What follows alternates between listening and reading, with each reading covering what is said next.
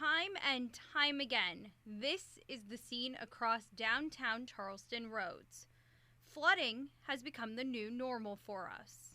The amount of coastal flooding events has increased significantly over the last year.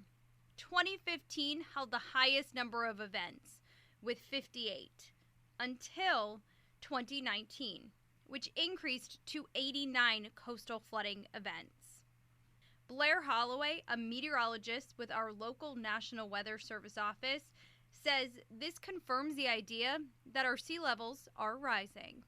Just kind of confirms what we think is happening, and it's easy to imagine, moving forward that number. There's no real reason to think that number is going to go down. The number of coastal flooding events is not expected to decrease, but what may need to be adjusted is the level at which advisories are issued.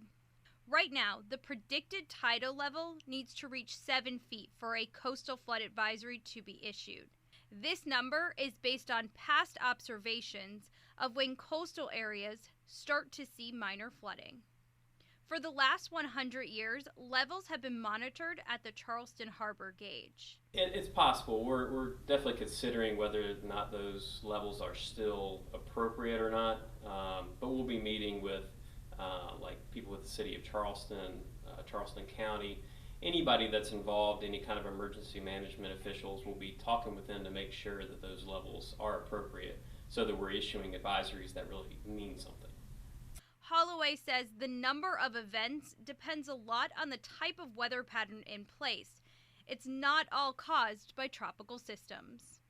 Typically, to get a really high tide, we need good kind of moderate to strong northeast flow along the coast.